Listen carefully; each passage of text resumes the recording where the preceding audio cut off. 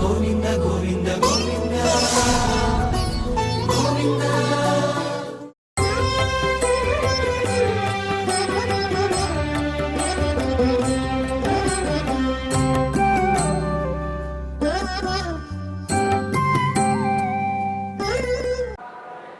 శ్రీవాసలక్ష్మణగురోస్తనయం సుశీలం తత్ప్రాప్తసర్వనిగమాంతరహస్యబోధం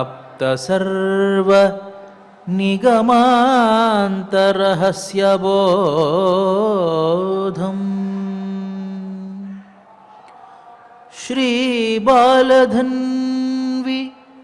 కులవారిధి శీతభానుం శ్రీశైలలక్ష్మణగురుం శిరసా నమామి. శ్రీశైలలక్ష్మణగురుం శిరసా నమామి. నీళాతుంగస్తనగిరితటీ సుప్తముద్బోధ్య కృష్ణం పారార్థ్యం స్వం శ్రుతిశతశిరసిద్ధమధ్యాపయంతి స్వోచ్ఛిష్టాయాం స్రజినిగళితం యా బలాత్కృత్య భుంక్తే గోదా తస్యై నమ ఇదమిదం భూయ ఏవాస్తు భూయః భూయ ఏవాస్తు భూయః. శ్రీమదాదివరాహ క్షేత్ర విభూషితుడు అఖిలాండకోటి బ్రహ్మాండ నాయకుడు అయినటువంటి శ్రీనివాసుని పాదారవిందాల చింత నాదనీరాజన మంటప ప్రాంగణంలో తిరుమల తిరుపతి దేవస్థానములు ఆళ్వార్ దివ్య ప్రబంధ ప్రాజెక్టు వారి సౌజన్యంతో శ్రీ వెంకటేశ్వర భక్తి ఛానల్ వారి సాహచర్యంతో తిరుప్పావై వ్రతంలో నేటికి మనం 18వ పాశురంలోకి ప్రవేశించాం. ముందుగా పాశురాన్ని అనుసంధానం చేసుకుని పాశుర అర్థాన్ని తెలుసుకుందాం. ఉందుమదహళిత్తన్ ఓడాద తోళ్వలియన్ నందగోపాలన్ మరుమహళేన పిన్నాయ్ கந்தம் கமழும் குழலி கடைத்திரவாய் வந்தெங்குங்கோழைத்தனஹான் மாதவி பந்தல் மேல் பல்ஹால் குயிலினங்கள் கூவினஹான் பந்தார் விரலி உன்மைத்துனன் பேர் பாட சந்தாமரை கையால் ஷீரார் வளையொலிப்ப வந்து திரவாய் மகிழ்ந்தேலோரெம்பாவாய். ఆండాళ్ తిరుబడిహళే శరణం. ప్రియ భగవద్బంధువులారా, ఈ తిరుప్పావై వ్రతాన్ని మనకు ఆచరించి మన అందరం తరించాలి అనేటువంటి ఉద్దేశంతో ఎన్నో రకాల వేదాంత రహస్యాలు, ధర్మశాస్త్ర విషయాలు, సామాజికమైనటువంటి అంశాలు అన్నింటినీ కూడా రంగరించి మనకు అందించింది గోదాదేవి. అసలు వేదాంతము అంటే ఏమిటి? వేదాంతము అంటే సమాజానికి దూరంగా బ్రతకడము అని అర్థమా అంటే కాదు. సమాజంలో తాను ఉంటూ తాను ఉద్ధరింపబడుతూ సమాజాన్ని ఉద్ధరించాలి అని చెప్పేదే వేదాంతము అంటే. ఈ సమాజం నీకెంతో కొంత ఇచ్చింది, నువ్వు ఈ సమాజం నుంచి ఎంతో కొంత స్ఫూర్తిని పొందావు అంటే, ఇప్పుడు ఈ సమాజంలో ఉన్నటువంటి ఒక వ్యక్తి గొప్ప వేదాంతిగా మారవచ్చు, లేకపోతే పెద్ద దుర్మార్గుడిగా మారవచ్చు, లేకపోతే ఒక ధనవంతుడిగా మారవచ్చు, కటిక దరిద్రుడిగా కూడా మారవచ్చు. ఈ సమాజం అనేటువంటిది ఒక గొప్ప విశ్వవిద్యాలయం లాంటిది. రకరకాల మనస్తత్వాలతో కూడినటువంటి భిన్న భిన్న వ్యక్తుల మధ్యలో మనల్ని వేసి తద్వారా మన ద్వారా కొంత తను ఒక ఉపయోగాన్ని పొందుతూ ఉంటుంది. ఒక వ్యక్తి గొప్ప వేదాంతిగా మారాడనుకోండి, తద్వారా ఒక ఉపయోగం. గొప్ప ధనవంతుడిగా మారితే అదొక ఉపయోగం. ఇట్లా సమాజం అనేటువంటిది భిన్న భిన్న వ్యక్తుల మనస్తత్వాలతో కూడుకున్నటువంటిది. తద్వారా రకరకాల మనుషుల్ని మనకు తయారు చేస్తూ ఉంటుంది ఈ సమాజం. మరి ఈ సమాజం నుంచి బయటికి వచ్చినటువంటి వ్యక్తులే ఒక గొప్ప ధనవంతుడు కావచ్చు, ఒక దుర్మార్గుడు కావచ్చు, ఒక గొప్ప వేదాంతి కావచ్చు. అతని బాధ్యత ఏమిటి అంటే ఈ సమాజానికి ఎంతో కొంత తాను ఇవ్వాలి. ఎందువల్ల అంటే తనను ఇంత గొప్పవాడిగా తీర్చిదిద్దినందుకు కానీ, లేక గొప్ప వేదాంతిగా తీర్చిదిద్దినందుకు కానీ ఈ సమాజానికి ఎంతో కొంత ఇవ్వాలి. అలా కాకుండా నాకు ఈ సమాజంతో పని ఏమీ లేదు అని అనుకోకూడదు. ఆ విషయాన్ని మనకు తిరుప్పావై ప్రబంధం ప్రారంభంలోనే 3వ భాషల్లో తెలియజేసింది. ఏమిటి అంటే వీళ్ళు వ్రతం చేసుకోవడానికి ఆ గోకులంలో ఉండేటువంటి పెద్దలంతా అనుమతించారు కాబట్టి, మరి ఈ గోకులం అంతా సస్యశ్యామలంగా ఉండాలి కాబట్టి వర్షం కురవాలి అని చెప్పి ప్రార్థించారు. వర్షం కురిస్తే ఏమిటి, లేకపోతే ఏమిటి, లోకం ఎట్లా కొట్టుకుపోతే ఏమిటి, వీళ్ళు మాత్రం కృష్ణ పరమాత్మని కలవడానికి వాళ్ళు అనుమతిచ్చారు కదా అని అనుకోలే. ఎందువల్ల అంటే ఈ సమాజం మనకు ఎంతో కొంత ఇచ్చింది, మళ్ళీ ఈ సమాజానికి మనం ఎంతో కొంత ఇవ్వాలి అనేటువంటిది గోదాదేవి యొక్క ఉపదేశం ఈ తిరుప్పావై ప్రబంధం ద్వారా. అంటే ఈ సమాజంలో ఉండేటువంటి ఎవరైనా సరే ఎంతో కొంత ఈ సమాజానికి మళ్ళీ తిరిగి ఇవ్వాల్సినటువంటి బాధ్యత ఉన్నది. మనకు భారతంలో ఒక ఇతివృత్తం వస్తుంది. కౌశికుడు అనేటువంటి ఒక గొప్ప బ్రాహ్మణ కుటుంబానికి సంబంధించినటువంటి వ్యక్తి తన తల్లిదండ్రుల్ని విడిచిపెట్టేసేసి వచ్చి తపస్సు చేస్తూ ఉన్నాడు. ఆయన తపస్సు చేస్తూ ఉంటే కొంతకాలానికి ఇతనికి కొన్ని శక్తులు వచ్చాయి. అది ఎట్లా తనకు బయటపడిందంటే ముందు తెలియలా. ఒకానొక సందర్భంలో తాను తపస్సు కోసం ఒక చెట్టు కింద కూర్చున్నాడు. పైన ఒక కొంగ ఉన్నది, అది రెట్ట వేసింది. రెట్ట వేసేటప్పటికి కోపం వచ్చి ఒకసారి పైకి చూశాడట్లా, అది కాలిపోయింది. కాలిపోయేటప్పటికి తనకు ఒక శక్తి వచ్చింది అనేటువంటి విషయం తను తెలుసుకున్నాడు. అంటే నేను ఇలా చూస్తే, కోపంగా చూస్తే ఏదైనా సరే భస్మం అవుతుంది అనేటువంటి శక్తి తనకు వచ్చింది అని తెలుసుకున్నాడు. మనకు వివేకానంద స్వామి చరిత్రలో కూడా చెప్తారు. వివేకానంద స్వామికి కొన్ని సిద్ధులు ఏర్పడ్డాయి. సహజంగానే తపస్సు చేసేటువంటి వాళ్ళకి కొన్ని సిద్ధులు వస్తాయి. ఆ తపస్సు చేసేటువంటి ప్రక్రియలో కొన్ని సిద్ధులు వాళ్ళు సంపాదిస్తారు. కానీ దేనికోసం తపస్సు చేస్తూ ఉన్నామో దానిని విడిచిపెట్టి ఈ సిద్ధుల వెనక పరిగెడతారు. ఇదే తమాషా. ఇప్పుడు ఒకడు ఏదో ఒక దానికి నేను మోక్షాన్ని పొందాలి అనో లేకపోతే దేవుణ్ణి చూడాలి అనో తపస్సు చేస్తూ ఉంటాడు. ఆ తపస్సు చేస్తూ ఉన్నటువంటి సందర్భంలో కొన్ని సిద్ధులు వస్తాయి. అంటే సిద్ధులు ఎలా అంటే తనకు ఒక్కసారి అలా చూస్తే భస్మం అవడమో, లేకపోతే గాలిలో ఎగరడమో, లేకపోతే చిన్నవాడిగా మారడం, ఇట్లాంటి శక్తులు వస్తాయి. రాగానే వాడు నేను దేనికోసం తపస్సు చేస్తూ ఉన్నాను, పరమాత్మను చూడాలనా లేకపోతే దీన్ని ఆవిష్కృతం చేయాలనే విషయం మర్చిపోతాడు. ఈ సిద్ధి వెనకాల పరిగెడతాడు. అంటే నేను ఇట్లా చేయగలను అని 10 మందికి చూపించి తద్వారా ఒక కీర్తి ప్రతిష్టలు ఆర్జించి అక్కడే ఆగిపోతాడు. వాడి ఆ యోగదశ అక్కడికే ఆగిపోతుంది. వివేకానంద స్వామికి కూడా అలాంటి శక్తులు వచ్చేయట. వస్తే రామకృష్ణ పరమహంసకి చెబితే ఆయన అన్నారు, ఈ సిద్ధులు స్వతసిద్ధంగానే వస్తాయ్యా, నువ్వు దేనికోసం అయితే ప్రయత్నం చేస్తూ ఉన్నావో దానిలో దృష్టి పెట్టు, దీనిలో కాదు అని అన్నప్పటి నుంచి కూడాను ఆ సిద్ధుల వైపు తన మనస్సుని మరల్చకుండా తను పూర్తిగా వేదాంత ధోరణితోనే ఉన్నారు వివేకానంద స్వామి అని వారి చరిత్ర ద్వారా మనకు తెలుస్తుంది. మరి ఈ కౌశికుడు అనేటువంటి వాడికి ఈ శక్తి వచ్చింది. శక్తి రాగానే తాను ఒక భిక్షకు వెళ్ళాడు. ఒక ఇంటికి భిక్షకు వెళ్ళగానే ఒక మహాపతివ్రత సాధ్వీమణి భిక్ష ఇవ్వడం కోసం వస్తూ ఉన్నది. భవతి భిక్షాందేహి అని అరిచాడు. ఇదిగో వస్తున్నాను అని చెప్పింది. రావడానికి కొంత సమయం పట్టింది. ఎందువల్ల అంటే తన ఇంట్లో ఉండేటువంటి అత్తమామలకు తన భర్తకు సేవ చేసి రావాలి. అదే సందర్భంలో వాళ్ళు ఏదో పని చెప్పారు, ఆ పని చేసి తాను బయలుదేరి వచ్చి తనకు భిక్ష సమర్పించింది. అంతసేపు అయ్యేటప్పటికీ నేను పిలిచింది ఎంతసేపు అయింది, నువ్వు రావడానికి ఇంత ఆలస్యం అయింది కదా అనేటువంటి కోపంతో ఇతను ఒక్కసారి ఉరిమి చూశాడు. ఉరిమి చూస్తే ఆమెంది కదా, నువ్వు ఉరిమి చూస్తే మాడిపోవడానికి నేను ఏదైనా కొంగనా అని అందావిడ. అంటే ఇతను కొంగను భస్మం చేశాడు అనేటువంటి విషయం ఆవిడికి తెలుసు. ఎట్లా తెలిసింది? అతనికి ఆశ్చర్యం వేసింది. ఈ పూర్వకాలంలో లాగా మీడియా వచ్చి టీవీ9 టీవీ5 గబగబా పెట్టేసేసి మైక్ పెట్టి ఇట్లా కాలిపోయిందా ఎట్లా అని 100 మందికి చెప్తే దాని సెల్ ఫోన్లో తెలుసుకునే పరిస్థితి కాదు కదా ఆ కాలంలో. మరి నేను ఒక కొంగని ఎక్కడో మారుమూల ఒక చెట్టు కింద తపస్సు చేసుకునేటువంటి వాడిని, పెద్దగా పరిచయం లేనటువంటి వాడిని, ఈ కొంగను భస్మం చేశాను అనేటువంటి విషయం ఈ మహాసాధ్వికి ఎట్లా తెలిసింది అని ఆశ్చర్యపోతూ ఉన్నాడు. అదే పాతివ్రతా లక్షణంలో ఉండేటువంటి మహాత్మ్యం. ఆమెమీ తపస్సు చేయడల్లా, వాళ్ళ ఇంట్లో ఉండాల్సినటువంటి గురుతర బాధ్యతలన్నీ నివర్తిస్తూ ఉంది, అంత మాత్రమే. ఆమె కొత్తగా ఏమీ చేయాలి. ఆమె కూడా చెట్టు కిందకి వెళ్ళి కాషాయ బట్టలు కట్టుకుని ఏం తపస్సు చేయలే. కానీ ఆవిడకి ఆసక్తి వచ్చింది. ఆవిడ అన్నది కదా, నువ్వు ఇంకా పరిణతి చెందాలి అంటే వేదాంతమైనటువంటి విషయాలు నువ్వు అధ్యయనం చేయాలి. నువ్వు కేవలం తపస్సు చేస్తే సరిపోదు. ధర్మవ్యాధుడు అనేటువంటి మహానుభావుడు ఉన్నాడు, ఆయన దగ్గరికి వెళ్ళి నువ్వు వేదాంత అధ్యయనం చెయ్యి అని చెప్పింది. ఇతను అనుకున్నాడు కదా, ధర్మవ్యాధుడు అంటే ఒక పెద్ద విశ్వవిద్యాలయం, ఆ విశ్వవిద్యాలయం ఒక పెద్ద మహానుభావుడు, ఓ 10 మంది శిష్యులు, అక్కడ గండబెండేరం వేసుకుని పెద్ద శాల్వా ధరించి ఉంటాడేమో, అక్కడికి వెళ్ళి ఆయన దగ్గర మనం ఈ అధ్యయనం చేయాలేమో, వేదాంత అధ్యయనం అని అనుకున్నాడు. బయలుదేరి ఆవిడ చెప్పినటువంటి చోటుకు బయలుదేరి వెళుతూ ఉన్నాడు.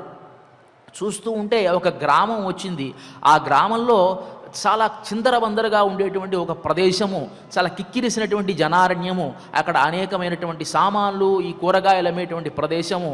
అక్కడ కొంచెం ఇంకా ముందుకు వెళితే చాలా దుర్వాసన, అంటే మాంస విక్రయం చేసేటువంటి ఒక ప్రదేశం. అక్కడికి వెళ్ళాడు.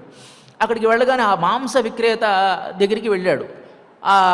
ఎవరైతే మహాపతివ్రత చెప్పిందో అదే ప్రదేశానికి వెళ్ళి చేరుకున్నాడు. నేను వచ్చినటువంటి ప్రదేశం సరికాదేమో అని ఆలోచిస్తూ ఉన్నాడు. ఆ ఆలోచించేటువంటి సందర్భంలో ఆ చిరునామాని అడగడానికి ఇక్కడ ధర్మవ్యాధుడు అనేటువంటి మహానుభావుడు ఉన్నట్ట, ఎక్కడ ఉంటాడు మనసులో అనుకుంటూ, ఇలాంటి ప్రదేశంలో ఉంటాడా ఆయన, ఇలాంటి ప్రదేశంలో ఎందుకు ఉంటాడు అని అనుకుంటూ అడిగాడు. ఎవరైతే ఎక్కడైతే ఆగాడో, ఎవరైతే మాంసం కొడుతూ ఉన్నాడో అతను అన్నాడు సమాధానం, నేనే ధర్మవ్యాధుణ్ణి అని. అతనికి ఒక్కసారి ఆశ్చర్యం వేసింది. నేను అనేకమైన వేదాంత విషయాలు తెలుసుకోవలసిన చోటు ఇదే, నాకు అనేకమైన వేదాంత విషయాలు చెప్పేటువంటి మహానుభావుడు ఇతడా అని ఆశ్చర్యం వేసింది.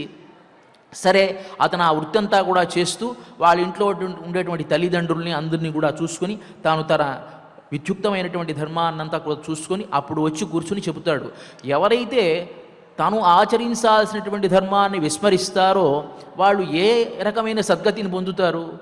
నేను నా ఉద్యుక్తమైనటువంటి ధర్మం, నా వృత్తి ఇది మాంసం కొట్టడం అనేటువంటిది, దీనినే నేను పెద్ద కైంకర్యంలా భావిస్తూ, సేవలా భావిస్తూ చేస్తున్నాను. భగవంతుడు నాకు ఇచ్చినటువంటి వృత్తి ఇది, దీంట్లో దైవాన్ని చూస్తూ ఉన్నాను.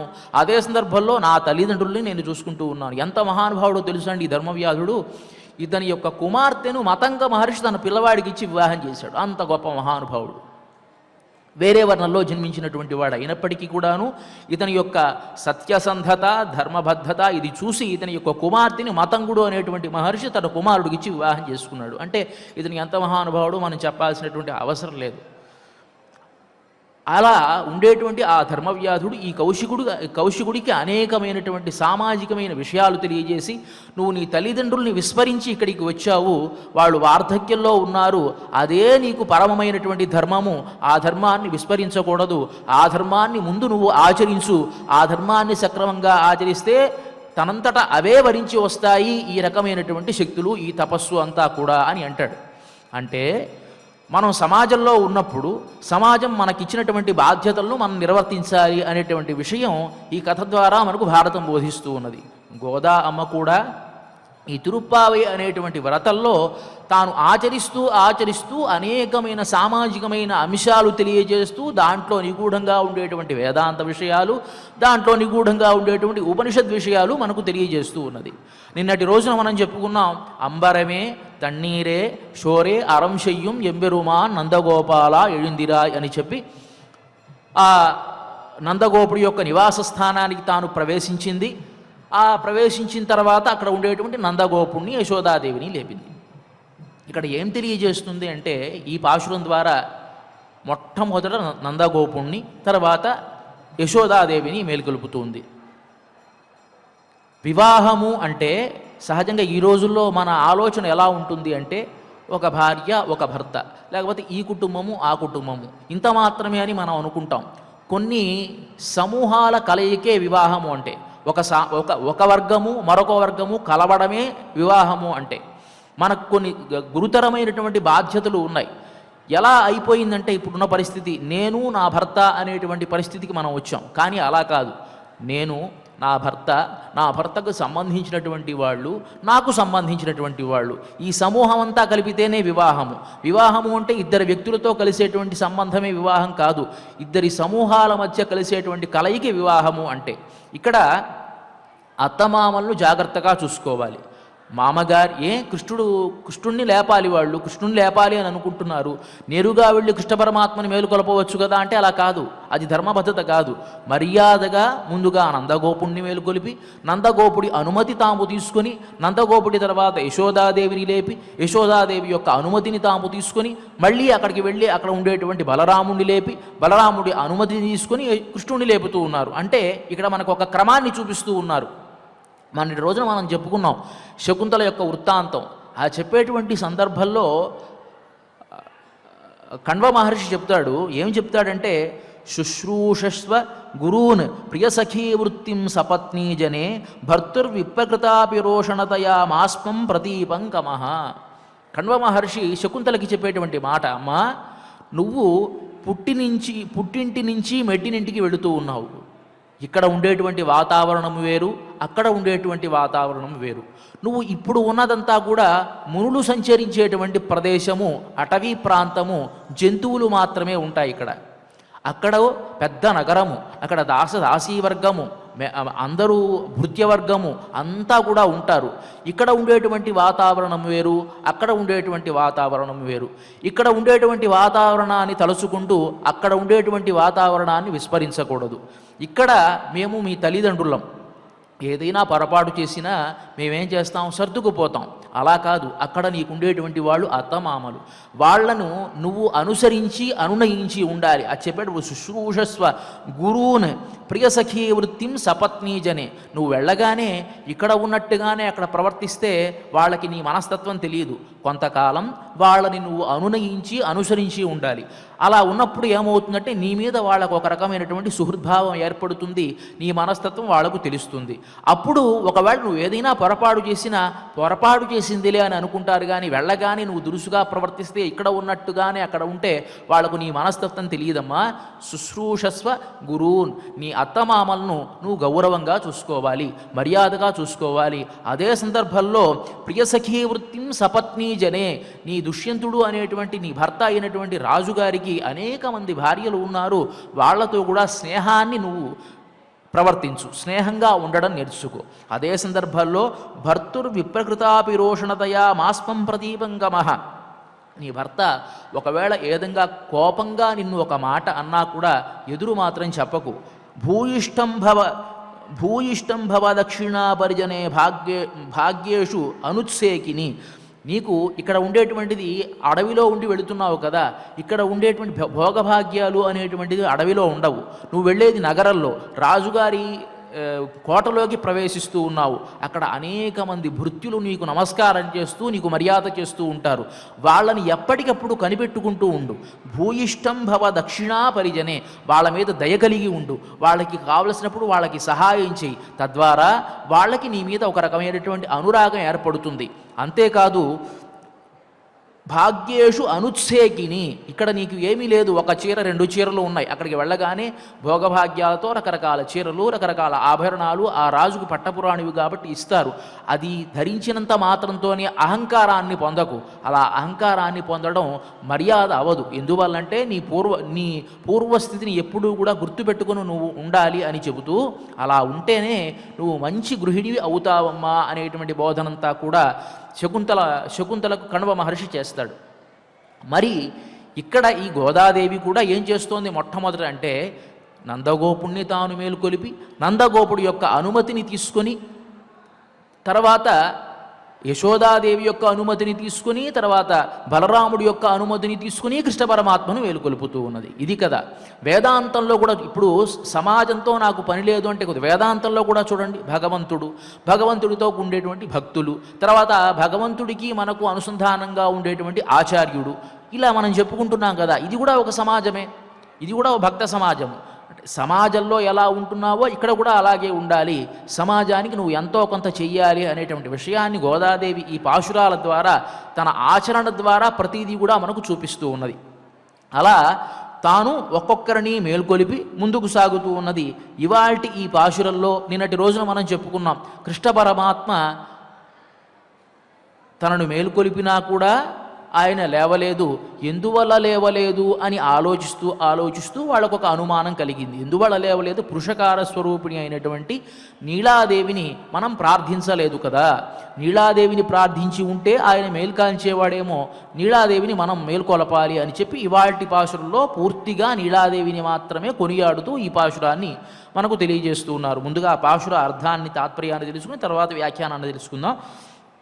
ఉందు మదహళిత్తన్ ఓడాద తోళ్వళియన్ నందగోపాలన్ మరుమహళే.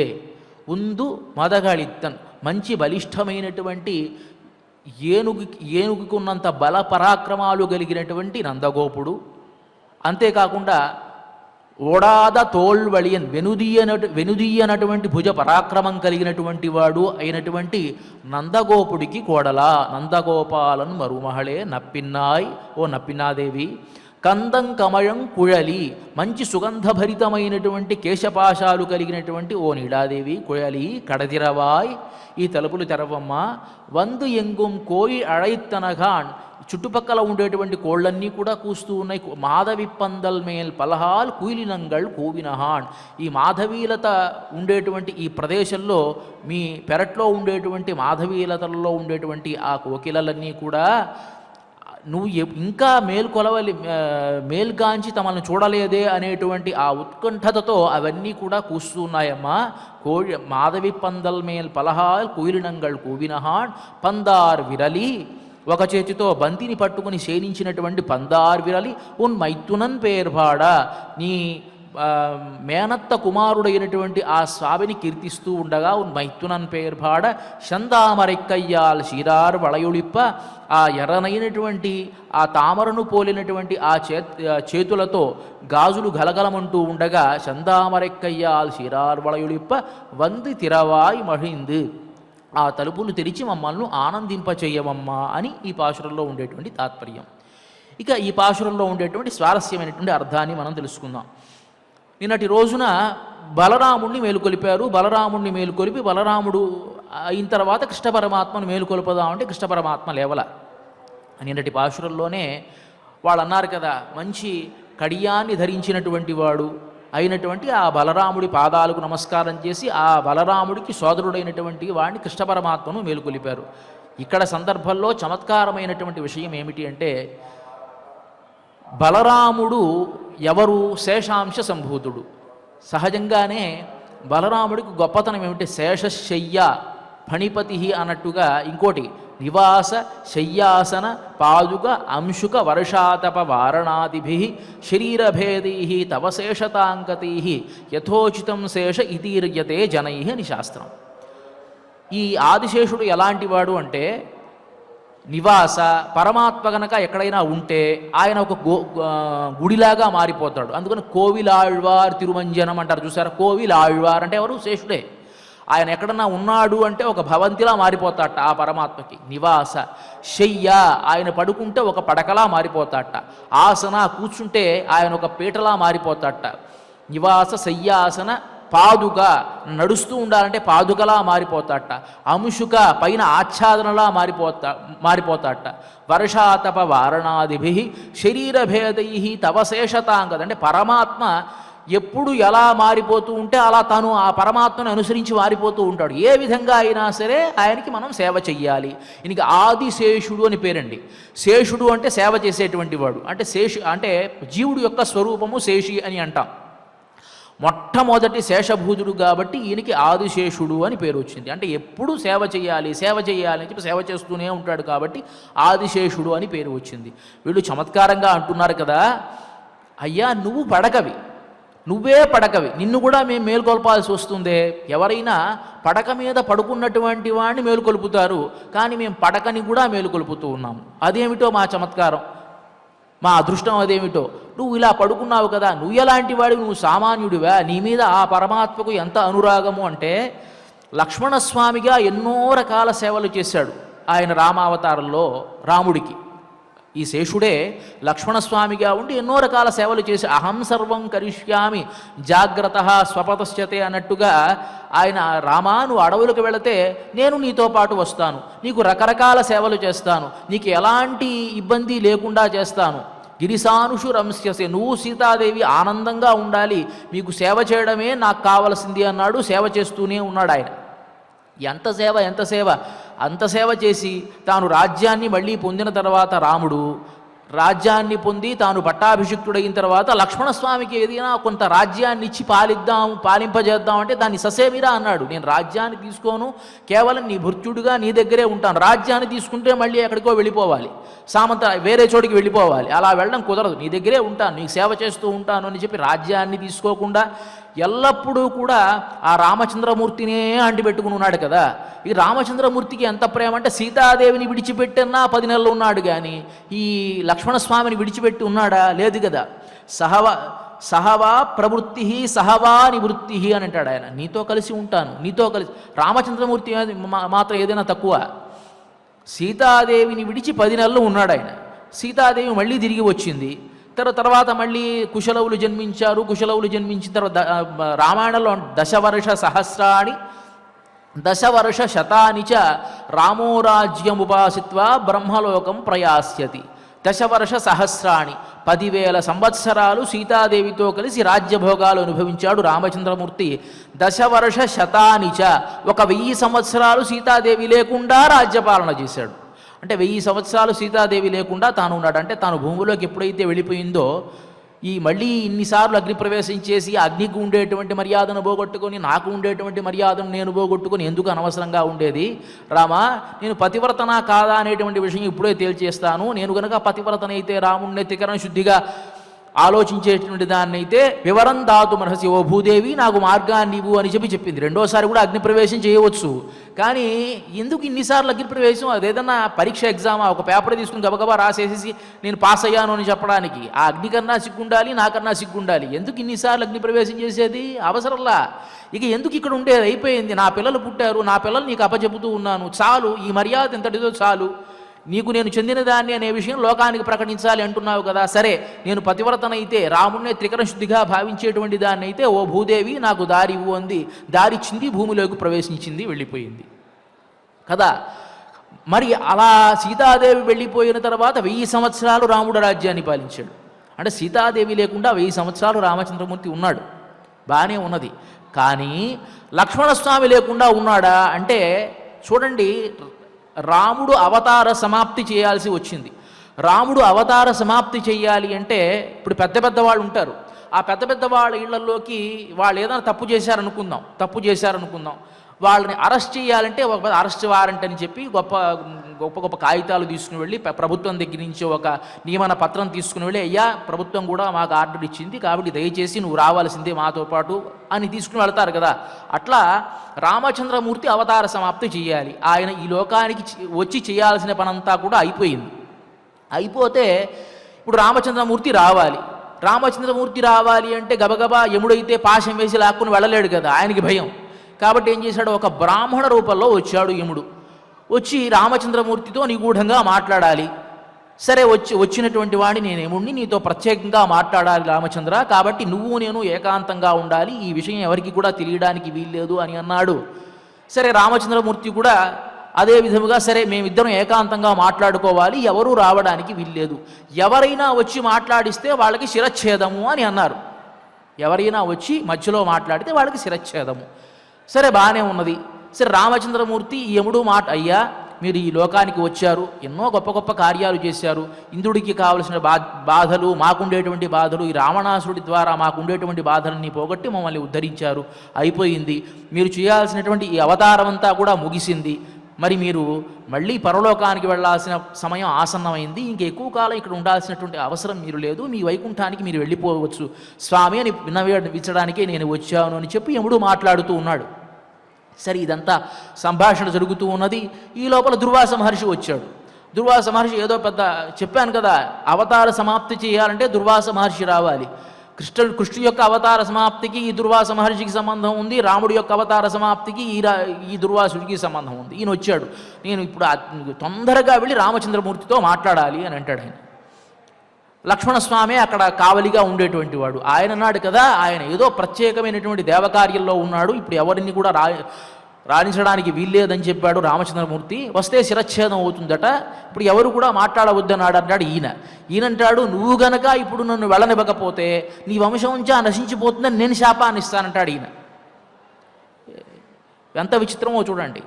ఈయనకు అర్థమైంది, ఇదేదో పోతే నా తలకాయతో పోతుంది, ఈయన వంశం అంతా పోవడం అంటే మహాపాపం కదా, సరే పోతే పోయింది అని చెప్పి వెళ్ళి పాపం రామచంద్ర ఇట్లా దుర్వాస మహర్షి వచ్చాడు నీతో మాట్లాడడానికి అని అన్నాడు. సరే దుర్వాస మహర్షి వచ్చాడు, ఈ లోపల యముడి కార్యం కాస్త చక్కబెట్టుకున్నాడు, యముడు కాస్త వెళ్ళిపోయాడు. దుర్వాస మహర్షి ఎందుకు వచ్చాడో ఆయనకే తెలియదు, ఇది చెడగొట్టడం కోసమే ఆయన వచ్చాడు.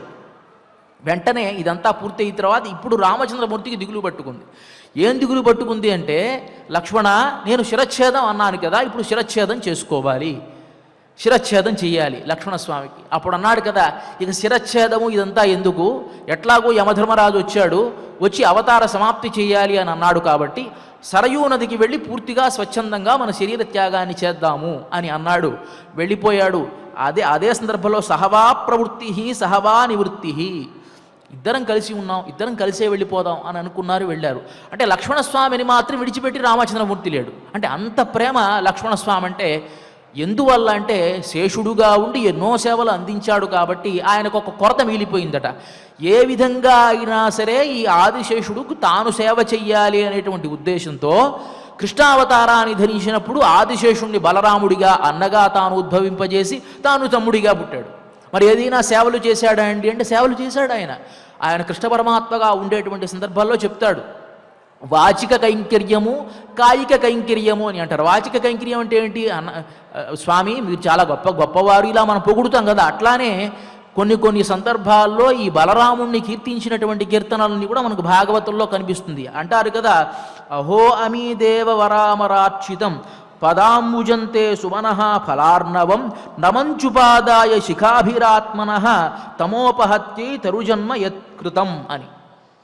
ఓ అన్నగారు అంటే బలరాముడితో చెప్తున్నాడు కృష్ణ పరమాత్మ, మీరు వస్తూ ఉంటే ఈ ఉండేటువంటి ఈ పుష్పాలు ఉన్నటువంటి ఫలాలు ఉన్నటువంటి ఈ చెట్లన్నీ కూడా బాగా వంగి మీకు ఈ ఫలాలన్నీ కూడా సమర్పించి మాకు ఉండేటువంటి ఈ పూర్వజన్మ ప్రారంధాన్నంతా పోగొట్టండి అని నమస్కారం చేస్తూ ఉన్నట్టున్నాయండి అని చెప్పి అలా మాటల ద్వారా ఆయన్ని కీర్తించడం.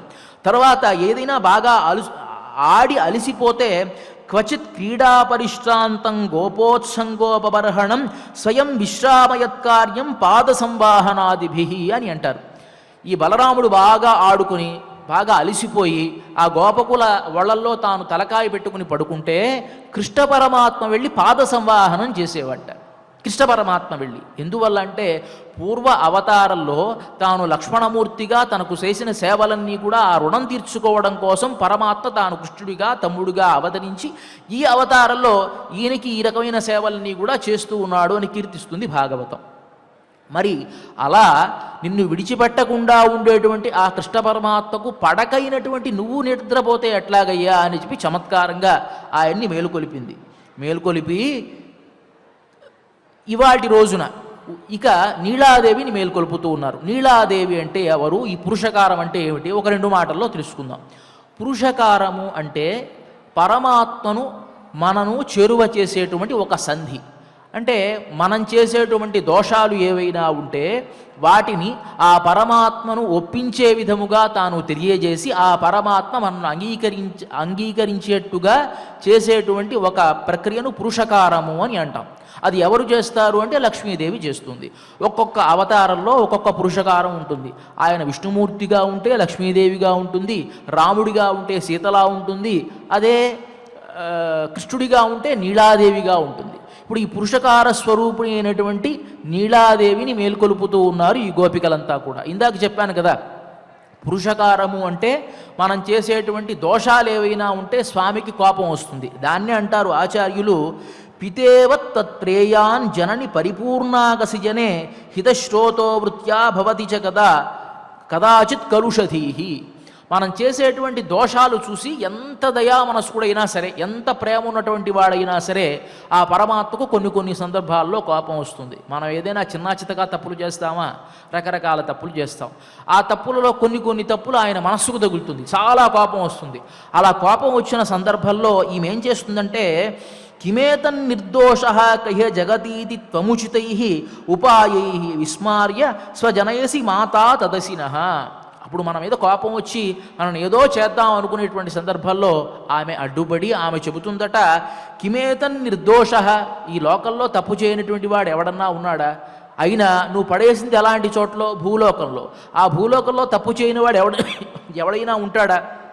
ఇప్పుడు ఒక కుంపటిలో ఎవరైనా తామర పుష్పాన్ని పెడితే తామర పుష్పం ఏమవుతుంది? వాడిపోతుంది. కుంపటిలో తామర పుష్పం పెడితే వాడిపోతుంది.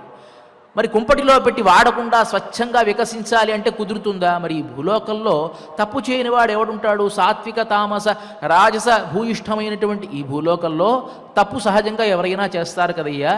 వాడు చేసింది చిన్న తప్పే, పెద్ద తప్పు ఏదైనా నీకు క్షమాపణ ఉండాలి కానీ అని చెప్పి ఉపాయై విస్మార్య, రకరకాల కారణాలు చెప్పి ఉపాయై విస్మార్య స్వజనయసి మాతా తదసినః, ఏ విధంగా అయినా సరే వాడిని నువ్వు కాపాడాలి కదయ్యా అని చెప్పి కాపాడుతుందట. మనం చూస్తూ ఉంటాం, తల్లిదండ్రులు ఏదైనా ఒక పిచ్చి పని చేశానుకో, రే వెధవా ఈ వెధవ పని చేస్తావా అని తండ్రి అన్నాడు అనుకో, వెంటనే ఆ పిల్లవాడు ఏం చేస్తాడు? గబుక్కున తల్లి చాటును వెళ్ళి దాక్కుంటాడు, కొంగు చాటున. వాడిని కొట్టడానికి వస్తే మీరు ఆగండి ఆగండి చెప్పేది వినండి, వాడు ఏం చేశాడు చెప్పండి, నాకు చెప్పండి అని అడుగుతుంది ఆవిడ. వాడు ఇట్లా చేశాడు అని అన్నాం అనుకో, అదే సర్లే వాడికి ఏం వాడి వయస్సు ఎంత, వాడి మీద మీ కోపం ఎంత, వాడి వయస్సుకు మీరు పడే కోపం ఏదన్నా న్యాయంగా ఉందా? వాడు తప్పే చేశాడు కాదంటల్లా, కూర్చోబెట్టి నెమ్మదిగా మాట్లాడాలి కానీ ఇట్లా కొడితే వాడు ఏమైపోతాడు? మీ కోపాన్నంతా చూపిస్తే అని తల్లి వెనకేసి వస్తుంది చూసారా? అట్లా పురుషకారము అంటే తల్లి ఈ జీవుల మీద ఉండేటువంటి ప్రేమను జాగ్రత్తగా ఆ తండ్రికి వినిపించి వీళ్ళ దోషాలను తాను కప్పివేసి కాపాడేటువంటి విధాన్ని పురుషకారము అని అంటాం. అలా ఇవాల్టి ఈ పాశురంలో ఆ పురుషకార స్వరూపిణి అయినటువంటి నీలాదేవిని మేలుకొల్పుతూ ఉన్నారు ఈ పాశురం ద్వారా. ఉందు మదగళిత్తన్ ఓడాద తోళ్వళియన్ నందగోపాలన్ మరుమహళే నప్పిన్నాయ్. ముందు మదగళిత్తన్, మదజలం స్రవించేటువంటి ఏనుగులు కలిగినటువంటి నందగోపాలుడు అని ఒక అర్థము. మదజలం శ్రవించేటువంటి ఏనుగుకి ఉన్న పరాక్రమం కలిగినటువంటి భుజపరాక్రమం కలిగినటువంటి నందగోపాలుడు యొక్క కోడల అని ఒక అర్థం. రెండు ఏ అర్థమైనా పర్వాలా. ఇక్కడ మదజలం శ్రవించేటువంటి ఏనుగుల సమూహం కలిగిన నందగోపుడు. నందగోపుడు ఎవరండి? బృందావనంలో ఉండేటువంటి ఒక సామాన్యమైన ప్రభువు. అతని దగ్గర ఏనుగులు ఉంటాయా? ఆవులు గేదెలు మేకలు ఉంటాయి కానీ ఆయన దగ్గర ఈ ఏనుగులు ఉంటాయా అంటే దానికి మన పెద్దవాళ్ళు ఏం చెప్తారంటే, ఈ నందగోపుడు వసుదేవుడు ఇద్దరు కూడా స్నేహితులు. ఎప్పుడైతే వసుదేవుణ్ణి కంసుడు చెరసాల్లో పెట్టాడో వసుదేవుడికి ఉండేటువంటి ఐశ్వర్యాన్ని అంతటినీ చూసుకోవలసినటువంటి బాధ్యత నందగోపుడికి ఉంది. కాబట్టి నందగోపుడు ప్రతీ నెల వెళ్ళి అక్కడ తన కప్పాన్ని కట్టి కంసుడికి, అదే సందర్భంలో వసుదేవుడికి ఉండేటువంటి ఆ గజ ఐశ్వర్యాన్ని అంతటినీ, గజ ఐశ్వర్యాన్ని, తర్వాత ఈ ఐశ్వర్యం ఏదైతే ఉంటుందో అంతటినీ చూసుకుని వస్తూ ఉండేవాట. కాబట్టి దాన్ని కలిగిన వాడు అని ఒక అర్థం. లేకపోతే మద గజాన్ని కలిగిన వాడు అంటే ఎవరో తెలుసా? గజము అంటే కృష్ణ పరమాత్మే. కృష్ణ పరమాత్మను ఎవరైనా కట్టడి చేయగలడా? కేవలం ఒక నందుడు మాత్రమే కట్టడి చేయగలడు. మన అందుకనే మొదటి పాశురంలో నందగోపన్ కుమరన్ ఏరారందకణ్ణి యశోద ఇళం శింగం అని కీర్తిస్తారు. నందగోపన్ కుమరన్, నందగోపుడి దగ్గరేమో విధేయుడిగా ఉంటాడు, యశోదాదేవి దగ్గరేమో అల్లరి చిల్లరిగా ఉంటాడు. ఎందువల్ల? మరి ఆ నందగోపుడి యొక్క గొప్పతనం ఏమిటి? నందగోపుడి దగ్గర తాను అణిగిమణిగి ఉంటాడు. ఒక మావటివాడి దగ్గర ఏనుగు ఆ మావటివాడి చెప్పినట్టుగానే వింటుంది తప్ప ఇక వేరే దాన్ని దాటిపోదు. అలా ఆ మదించినటువంటి ఏనుగు లాంటి వాడు కృష్ణ పరమాత్మ, నీ కుమారుడు. ఆయన ఎవరి మాట వింటాడు? నందగోపుడి మాటే వింటాడు ఆయన, ఇంకెవరి మాట వినడు ఆయన. కాబట్టి అలాంటి ఏనుగుని కలిగినటువంటి వాడు అని ఒక అర్థం. అంత భుజపరాక్రమం కలిగినటువంటి, లేకపోతే ఆ ఏనుగు వంటి భుజపరాక్రమం కలిగినటువంటి నందగోపుని యొక్క కోడల అని కీర్తిస్తుంది. నందగోపుని కోడల.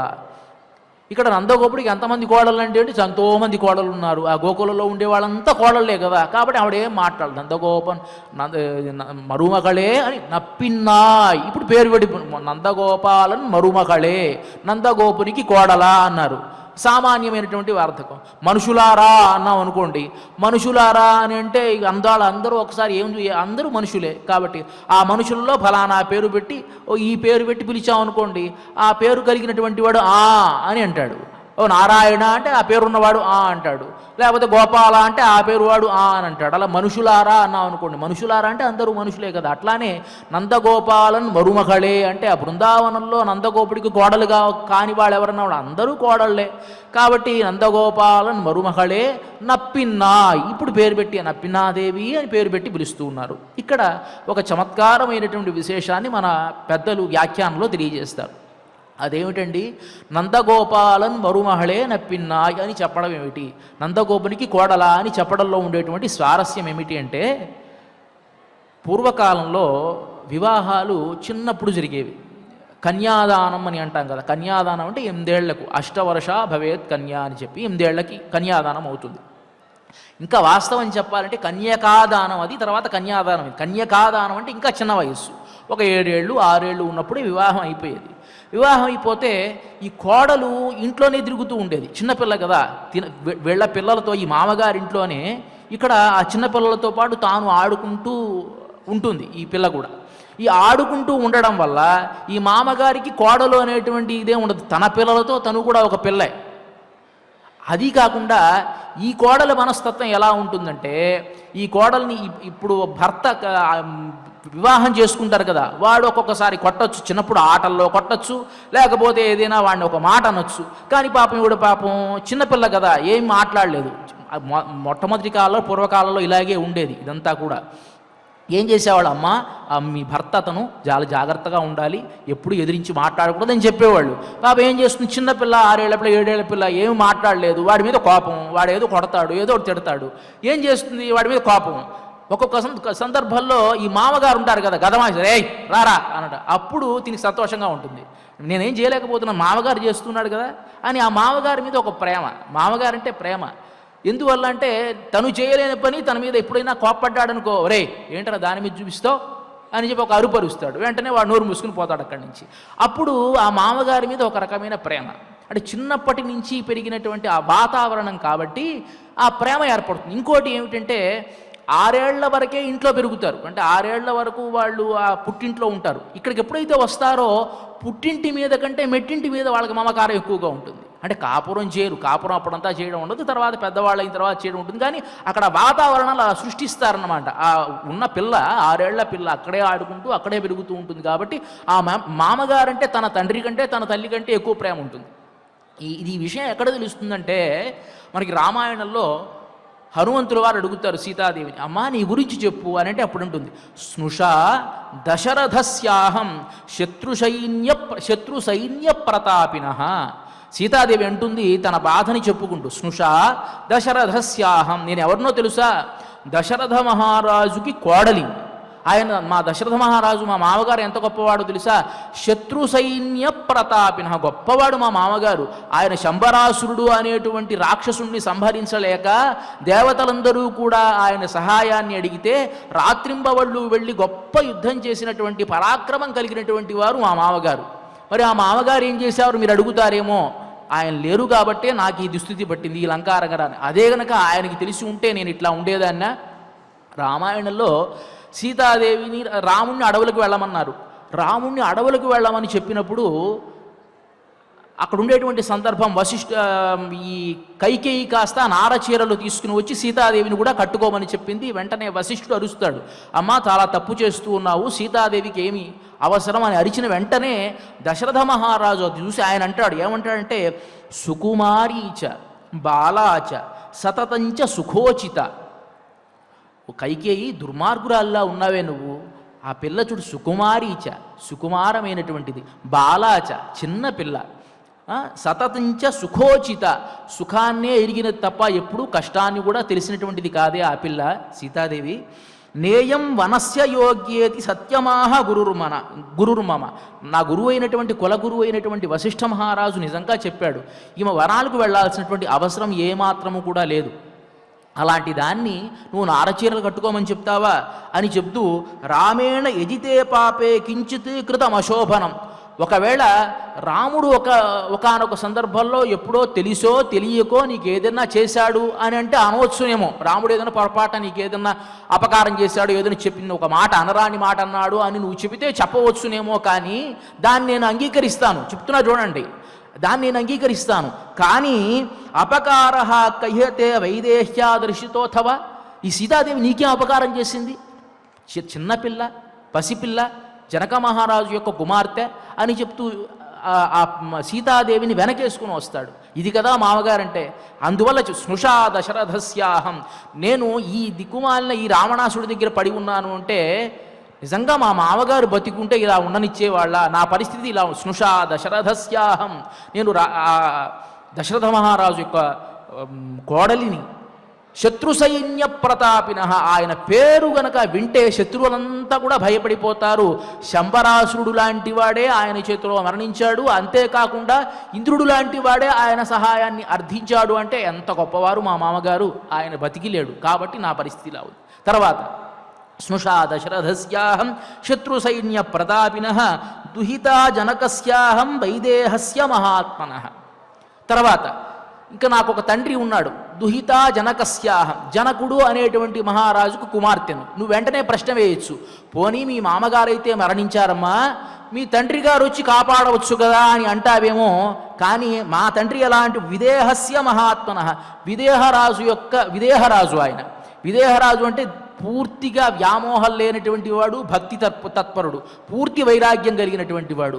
ఆయన ఎక్కడో వేదాంత అధ్యయనం చేస్తూ ఉంటే కొంతమంది పరిగెత్తుకుంటూ వచ్చి, అదిగోండి ఆ విదేహరాజ్యం అంతా కాలిపోతుంది అంటే, తన గురువు గారి దగ్గర తాను వేదాంత అధ్యయనం చేస్తూ కాలితే కాలిపోయిందండి, విదేహరాజ్యానికి నాకు సంబంధం ఏముంది, కాలిపోయేది రాజ్యమే కదా, మనం కాదు కదా, మనం శాశ్వతమైనటువంటి వాళ్ళం అని చెప్పి వేదాంత ధోరణితో ఉండేటువంటి మహనీయుడు ఈయన.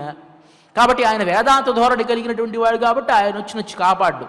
అదే మా మామగారు ఉంటేనా, మా మామగారు ఎంత బాగా చూసుకునేవారు కదా అని చెబుతూ అంటుంది. ఇంకా సీతేతి నామ నామ్నాహం భార్యారామస్య ధీమత, చివరిసారిగా చెప్పు. ఇప్పుడు రాముడికి భార్య నేను చెప్పొచ్చు కదా, మొట్టమొదట నేను రాముడి యొక్క భార్య నేను చెప్పొచ్చు, అది చెప్పట్లా. స్నుషా దశరథస్యాహం, మామగారి పేరు ముందు చెప్పింది, తర్వాత తండ్రి పేరు చెప్పింది, తర్వాత తన భర్త అయినటువంటి రామచంద్రమూర్తి పేరు చెప్తోంది. సీతేతి నామ్నాహం భార్యారామస్య ధీమత, రాముడు అనేటువంటి వాడికి భార్యని. ఆయన చాలా తెలివిగలవాడు. ఆయన ఏమనుకుని ఉంటాడు, సీతాదేవిని తీసుకెళ్తే ఆవిడ కాపాడుకోలేదా అని ఎదురు చూస్తూ ఉన్నట్టున్నాడు. ఇంకా ఎప్పుడు వచ్చి కాపాడతాడో ఆయన అని ఆ కోపాన్ని వ్యక్తపరుస్తుంది హనుమంతుల వారికి. అలా ఇక్కడ ఉందు మదహళిత్తన్ ఓడాద తోల్వళియన్ నందగోపాలన్ మరుమహళే నప్పిన్నాయి. మరి అలాంటి ఆ నందగోపుడు అంటే ఇష్టం, ఎందుకంటే కృష్ణుడు ఏడిపిస్తూ ఉంటాడు కొన్ని సందర్భాల్లో. కానీ నందగోపుడు అట్లా కాదు, వెనకేసుకుని వస్తూ ఉంటాడు. ఎందుకంటే అక్కడే పుట్టి పెరిగింది కాబట్టి, తాను కుంభుడు యొక్క కుమార్తె కాబట్టి వెంటనే ఏదైనా ఒక మాట, కృష్ణుడు ఏదైనా ఒక అల్లరి పని చేసిన ఏయ్ అని అంటాడు, కృష్ణుడు భయపడుతూ ఉంటాడు. కాబట్టి ఈవిడికి నీలాదేవికి చాలా ఇష్టం ఈ నందగోపుడు ఉంటుంది. నందగోపాలన్ మరుమహళే నప్పిన్నాయ్ కందంకమయం కొഴలి కడతిరవాయ్, మంచి సుగంధభరితమైనటువంటి కేశపాశములు కలిగినటువంటి ఓ నీలాదేవి తలుపులు తెరవమ్మా. పందార్ విలలి ఉన్ మైత్తునన్ పేర్బాడా. సరే వీళ్ళంతా కూడా కిటికీ నుంచి చూశారు, ఎందుకు తీయట్లేదు తలుపులు అని. అప్పుడేం ఎలా పడుకునిందట, ఎలా శయనించి ఉంది అంటే, ఒక చేత్తోనేమో ఒక బంతి, తర్వాత ఒక చేత్తోనేమో కృష్ణ పరమాత్మని పట్టుకొని ఆమె శయని ఉంచి ఉంది. ఏమంటే రాత్రంతా కూడా వీళ్ళు ఆడుకున్నారు, కృష్ణ పరమాత్మ ఈ నీలాదేవి ఆడుకున్నారు. ఈ నీలాదేవి కృష్ణ పరమాత్మ ఆడుకొని తాను ఆ ఆటలో జయించి ఈ నీలాదేవి ఆ బంతిని తాను గట్టిగా అదుముకొని పెట్టుకుని పడుకుందనమాట. అందువల్ల పందారి విరలి ఉన్ మైత్తునన్ పేర్బాడ. అమ్మ నిజంగా ఆ బంతి అంత అదృష్టం చేసుకుందో కదా, చక్కగా హక్కును చేర్చుకుని గుండెలకు హత్తుకుని పడుకున్నావు, మమ్మల్ని మాత్రం విడిచిపెట్టావే నీ చెలికత్తెలందరినీ కూడా. పందారి విరలి ఉన్ మైత్తునన్ పేర్బాడ చందామరెక్కల్యాల్ చీరార్వలయొలిప్ప వందు తిరవాయ్. ఆ ఎర్రనైనటువంటి చేతుల్లో ఆ గాజులు గణగణ మోగుతూ ఉండగా వచ్చి తెలుపు తెరవమ్మా అని చెప్పి ప్రార్థిస్తూ ఉన్నారు. దీన్ని పురుషకారం అని చెప్పుకున్నాం కదా. పురుషకారము అంటే పరమాత్మను అంగీకరించే విధముగా మనల్ని కాపాడేటువంటిది. రామదాసుల వారు ఎన్నో రకాల కీర్తనలతో ఆ రామచంద్రమూర్తిని కీర్తించారు. అయినా కూడా ఆయన ఏమీ కూడా చూడకపోతే అప్పుడు కొన్ని కీర్తనలో జనక తనయ నాదు మనవి గై కొని జగజ్జనకుని తో తెల్పవే ఓ జననీ. అమ్మా ఓ సీతాదేవి, నా మనవి ఏదైతే ఉందో దాన్ని తీసుకుని వెళ్ళి నువ్వు ఆ రాముడికి తెలియజేయవమ్మా. నను బ్రోవమని చెప్పవే సీతమ్మ తల్లి, నను బ్రోవమని చెప్పవే. లోకాంతరంగుడు శ్రీకాంతు నీను గూడి ఏకాంతమున ఏకశయ్య నుండెడు వేళ నను బ్రోవుమని చెప్పవే. అది నన్ను బ్రోవమని చెప్పవమ్మా అని. ఇంకా ఒక కీర్తనలో అయితే ఇదేంటి, రామచంద్రులు నాపై సలము చేసినారు సీతమ్మ చెప్పవమ్మ, కటకట నేనేమి చేయుదు. దాంట్లో ఒక్క మాటైనను వినడు, ధర్మరూపమే తప్ప నా పరిస్థితిని ఎవడర్థం చేసుకుంటాడు. కర్మములు ఎటులుండునో కదా, ధర్మమే నీ కర్మములు నేను చేసిన పాపాలు ఎలా ఉంటాయో కదా, దాన్ని చూసి కనుక శిక్ష వేస్తే నేనేమైపోతాను, దయచేసి నన్ను మన్నించమని చెప్పి ఆ రామచంద్రమూర్తికి తెలుపమ్మా అని చెప్పి రామదాసుల వారు కూడా ప్రార్థిస్తారు సీతాదేవిని. మరి అలాంటి ఆ పురుషకార స్వరూపిణి అయినటువంటి నీలాదేవిని ఇవాళకి ఈ పాశురంలో మేల్కొల్పడం జరుగుతుంది. ఇక ఇవాల్టి పాశురం నుంచి అంటే నిన్నటి పాశురం వరకు మనం గమనించాం ఏమిటంటే, ఒక 5 ఏళ్ల పిల్లలు మేలుకొల్పేట్టుగా 5 ఏళ్ల పిల్లల భాషలో ఉంటుంది. ఇవాల్టి ఈ పాశురం నుంచి కూడా యుక్త వయస్సుకు వచ్చినటువంటి పిల్లలు, యుక్త వయస్సులో ఉండేటువంటి వాళ్ళు అంటే యవ్వన దశలో ఉండేటువంటి వాళ్ళు మాట్లాడే విధముగానే ఈ పాశురాలన్నీ సాగుతాయి. ఇక్కడ మనం గమనించాల్సింది, కృష్ణ పరమాత్మ ఏ వయస్సులో గోకులంలో ఉన్నాడు అంటే 8 ఏళ్ల లోపే ఉన్నాడు. 8 ఏళ్ల తర్వాత గోకులం విడిచిపెట్టి వెళ్ళిపోయాడు, ఆయన మధురా నగరానికి వెళ్ళాడు. ఆయన యవ్వనమైనటువంటి దశంతా కూడా మధురా నగరంలో జరిగింది. గోకులంలో కేవలం బాల్య దశే జరిగింది. కానీ మనం భాగవతాన్ని కనుక చూసినట్టయితే చాలా చమత్కారమైనటువంటి సన్నివేశాలు, గోపికలతో రాసక్రీడలు ఆడడం, ఇదంతా కూడా మనం చూస్తాం. మరి ఇది ఎట్లా సంభవించింది అంటే, ఈయన పిల్లవాడు కదా, యవ్వన వయస్సులో చేయాల్సినటువంటి పనులు ఎట్లా చేశాడు అనేటువంటి రహస్యాన్ని మనం రేపటి పాశురంలో, ఎందువల్ల కృష్ణ పరమాత్మ ఇట్లా చాలా చిన్న పిల్లవాడిగా ఉంటూ యవ్వనమైన క్రీడలు చేశాడు, యవ్వనమైన క్రీడలు నిజంగానే చేశాడా, కృష్ణ పరమాత్మ యవ్వనంలోకి వెళతాడా, మళ్ళీ బాల్యానికి వస్తాడా, ఇవన్నీ అనే విషయాలన్నీ కూడా మనం రేపటి పాశురంలో కూలంకషంగా చర్చించుకుందాం. మరి ఇంతటి అద్భుతమైనటువంటి తిరుప్పావై వ్రతాన్ని మనకు అందించి అనుగ్రహించినటువంటి ఆ గోదాదేవి యొక్క కృప మన అందరి మీద ప్రసరించాలని ప్రార్థిస్తూ, శ్రియకాంతాయ కళ్యాణ నిధయే నిధయేర్థినాం శ్రీవేంకట నివాసాయ శ్రీనివాసాయ మంగళం.